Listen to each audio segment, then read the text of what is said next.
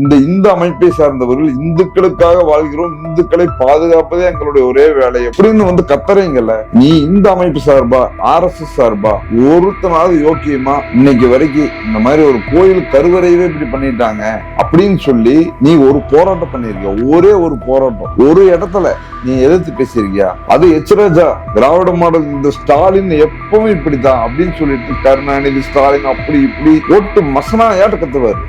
வாரம் இந்த வார இதெல்லாம் வருதுல்ல, நக்கீரன் குங்குமம் இந்த மாதிரி வர்ற மாதிரி இந்த வாரத்தின் அட்டகாசம், இந்த வார அர்ச்சகரின் பாலியல் ஜல்சா அப்படின்னு ஒரு புக்கே போடலாம். இந்த வார திருட்டு, பல பொறுக்கித்தனங்களை ரெகுலரா நீங்க பார்க்க முடியும். எப்படியாவது நீங்க செய்தியில காலையிலயோ நைட்டோ அல்லது ஒரு நாள் விட்டு அடுத்த நாளோ இவனுக்கு பண்ற அயோக்கியத்தனங்கள் தொடர்ச்சியா வந்துட்டு தான் இருக்கு. கோயில்கள் அப்படின்னாலே ஐயருகன்னா கோயில் சாமி, நீ உலகத்தையும் காப்பாத்துறவங்க, சாமிக்கு உயிர் கொடுக்கறவங்க எல்லாமே அவங்கதான்ப்பா. கல்யாணமா அவங்க பண்ணி வைக்கணும், அது அந்த ஐயர் இருக்கிறாரு, அது இந்த ஐயர் இருக்கிறாரு அப்படின்னு சொல்லி. ஐயர்கள் அப்படின்னா இந்த பிராமணர்கள் அப்படின்னா அவங்கள ஒரு பெரிய கடவுளை தாண்டி பெரிய அளவுல அவங்கள கொண்டாடுற ஒரு இதை இந்த மக்களுக்கு பூத்தி வச்சிருக்காங்க, மக்களை நம்ப வச்சிருக்காங்க. ஆனால் அதுபடிதான் அவங்க இருக்காங்களா அப்படிங்கறத பத்தி தான் இன்னைக்கு நம்ம பார்க்க போறோம்.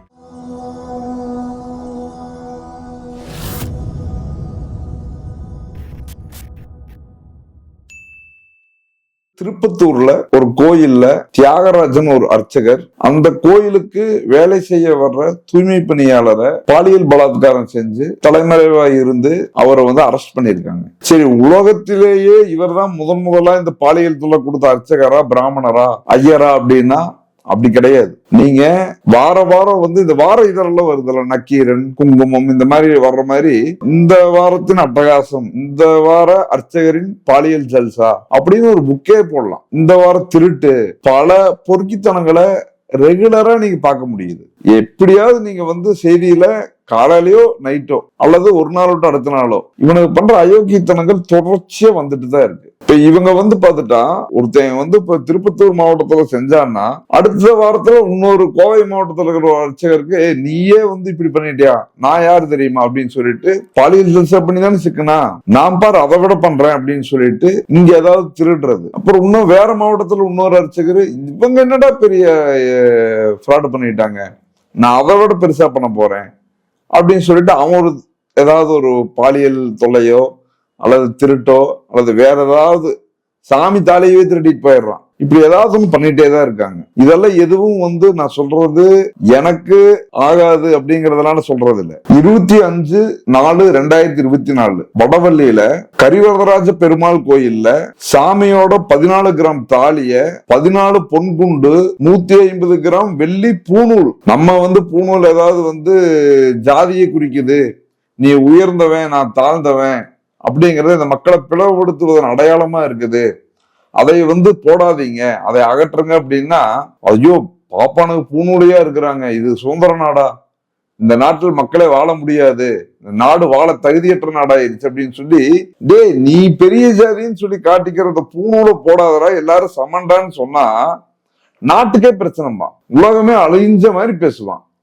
ஆனா இவன் இந்த கரிவரதராஜ பெருமாள் கோயில்ல 150 கிராம் வெள்ளி பூணூல இவன் தேவைக்கு திருடிட்டு போயிட்டான்.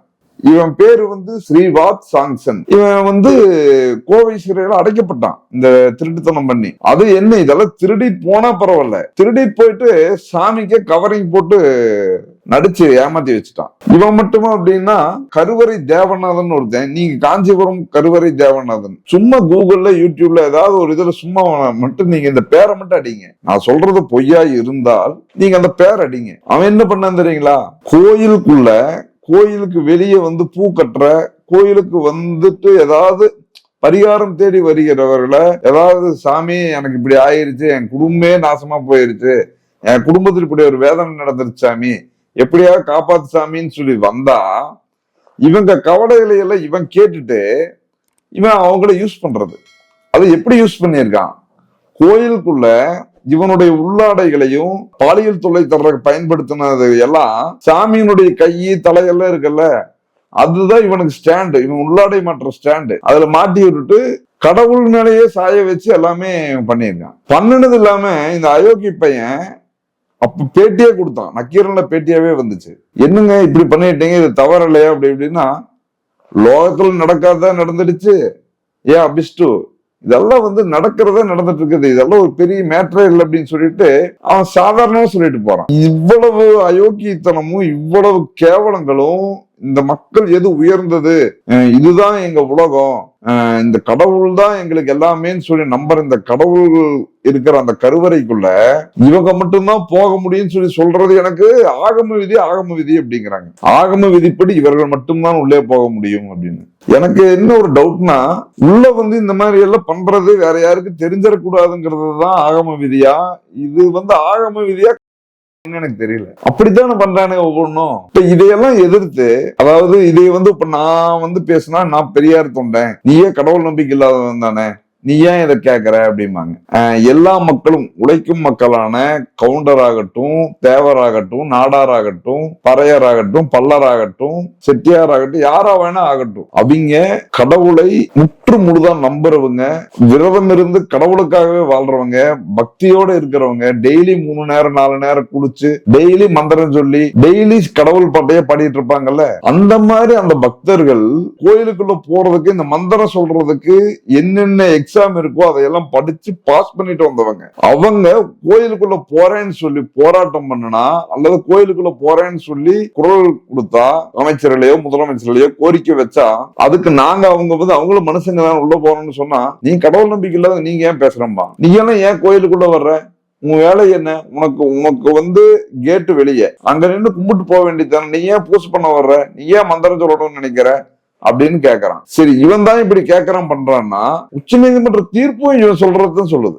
ஆகம விதிப்படி உள்ள கோவில்களில் ஆகம விதியை தான் பின்பற்ற வேண்டும், ஆகம விதி இல்லாத கோவில்களில் வேண்டுமானால் இந்த அனைத்து ஜாதியினர் அர்ச்சகரை பயன்படுத்திக்குவாங்க. அதாவது இதை இப்படி சொல்லலாம், பெரியார் முழக்கத்துல அந்த கட்டுரையில கூட இதை அழகா சொல்லியிருந்தாங்க. அதாவது அக்ரகாரத்துல பிராமணர்கள் மட்டும்தான் வாழணும், அங்க அவங்க மட்டும்தான் இருக்கணும், அக்ரகாரத்தை விட்டு வெளியே ஊருக்குள்ள எல்லா ஜாதிக்காரங்களும் இருந்துக்குவாங்க அப்படிங்கறது போலதான் இது. அப்ப இந்த கருவறைக்குள்ள நீ ஆகம விதின்னு சொல்லி இவ்வளவு எல்லாம் பண்றைய, நீ உண்மையா இருக்கியா கோயிலுக்கு, நீ அந்த கடவுளுக்கு நீ உண்மையா இருக்கியா, இல்ல கும்பிட வர்ற பக்தர்களுக்காவது உண்மையா இருக்கியா? சரி, இவன் தான் இப்படி இருக்கான்னு வைங்க, இந்துக்களின் பாதுகாப்பு பாரத் மாதா கி ஜெய் அப்படிம்பாங்க. நேத்து கூட அமித்ஷாவில் இருந்து எல்லாரும் அடிவயிறில் இருந்து கத்துனாங்க. இந்த யோக்கியர்கள், இந்த இந்து அமைப்பை சார்ந்தவர்கள், இந்துக்களுக்காக வாழ்கிறோம், இந்துக்களை பாதுகாப்பதே எங்களுடைய ஒரே வேலை அப்படின்னா, இந்துக்களை நீங்க யாரோ கிட்ட இருந்து பாதுகாக்காதீங்க,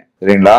கோயிலுக்கு வர்ற இந்த பார்ப்பன அர்ச்சகர்கள் இவங்க பண்றத உங்க மாநாட்டிலேயே இல்ல ஏதாவது போராட்டம் பண்ணி இன்னைக்கு வரை கண்டிச்சிருக்கீங்களா? நீ உண்மையான யோக்கியனா இருந்தா, நீ உண்மையாலுமே நீ இந்து மதம் தான் என்னுடைய ஒரே, அதை பாதுகாக்கிறது என்னுடைய வேலை அப்படின்னா, நீ இந்த அமைப்பு சார்பா, RSS சார்பா ஒருத்தனாவது யோக்கியமா இன்னைக்கு வரைக்கும் இந்த மாதிரி ஒரு கோயில் கருவறையவே இப்படி பண்ணிட்டாங்க அப்படின்னு சொல்லி நீ ஒரு போராட்டம் பண்ணிருக்க, ஒரே ஒரு போராட்டம் ஒரு இடத்துல நீ எதிர்த்து பேசியிருக்கியா? அது எச்ராஜா.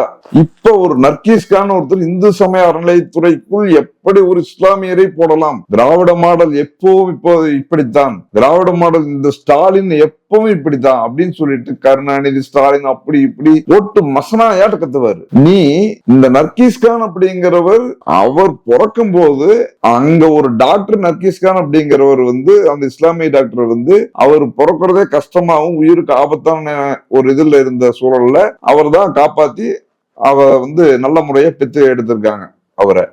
அதனால அவருக்கு அவருடைய நினைவா, அந்த டாக்டர் நினைவா அந்த பேர் வச்சிருக்கு. அந்த பேர் வச்சவர் எப்படி இந்து சமய அறநிலைத்துறை கோயிலுக்குள் வரலாம், எப்படி ஒரு இந்துக்கள் அல்லாதவர்கள் இங்கே கடை வைக்கலாம் கோயில் அருகே, இந்துக்களின் கோயில் அருகே, இப்படி நல்லா முக்கறீங்கல்ல, இப்படின்னு கத்துறீங்கல்ல.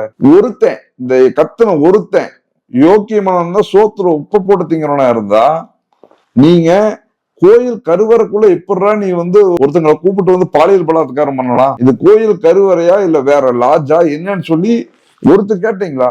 இத பேசுற ஒருத்தன் இதை எவனாவது கேட்டீங்களா? நீ யோக்கியனா இருந்தா கேளு, இதனால் வரைக்கும் கேட்காட்டியும் பரவாயில்ல, இனிமேல் கேளு.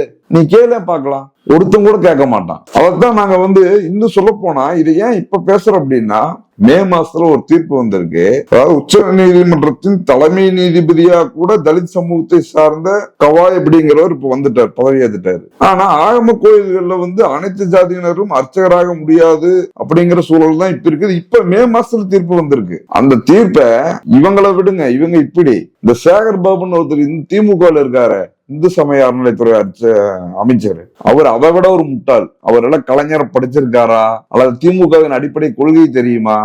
ஒரு வெங்காயம் தெரியறதுல பேருக்கு உட்கார்ந்துக்கிறது, ஏதாவது ஒண்ணு ஓட்டு வாங்குறதுக்கு ஏதாவது ஒண்ணு பேசுறது, ஏதாவது ஒண்ணு வளர்றது, இந்த லட்சணத்துலதான் போயிட்டு இருக்கு. என்ன பண்ண முடியும்? பெரிய பெரிய புரிதல் கொண்ட ஒரு நல்ல ஆளுமைகள் அறநிலைத்துறை அமைச்சரா இருந்தாங்க, அவங்கள சிறப்பா அதை கையாண்டாங்க. இந்த ஆளு இதை வரவேற்றிருக்காரு.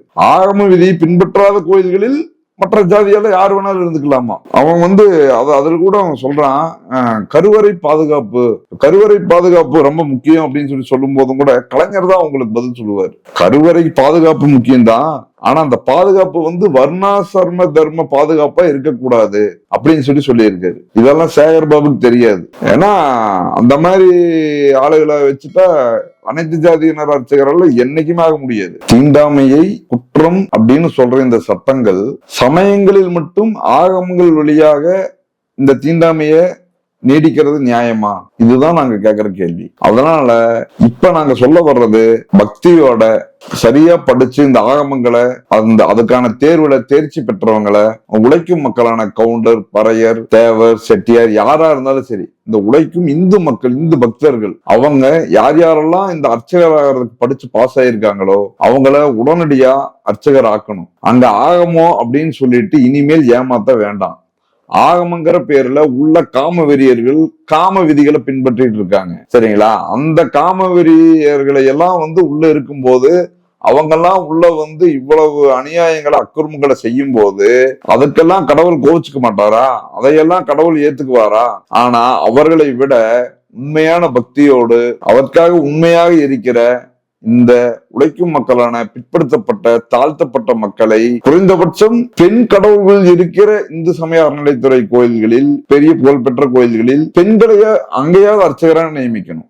இவங்களுக்கு ஆகமத்தை இனிமேல் காரணம் காட்டி தடுக்க வேண்டாம். அது போலித்தனமானது, ஏமாற்றுத்தனமானது, அயோக்கியத்தனமானது. ஆகம விதிங்கிறது அயோக்கியத்தனமான விதி. அதனால் கடவுள் நம்பிக்கை கொண்ட அனைவரையும் கோவிலுக்குள் நுழைய அனுமதிக்க வேண்டும். அர்ச்சகருக்கான தேர்வில் தேர்ச்சி பெற்ற அனைவரையும் அர்ச்சகராக்க உடனே நடவடிக்கை எடுக்க வேண்டும். இந்த திராவிட மாடல் ஆட்சி சேகர் பாபு போன்ற ஆட்களை வேகமாகவும் அக்கறையோடும் பணி செய்ய வைக்க வேண்டும் என்று கூறிக்கொள்கிறேன்.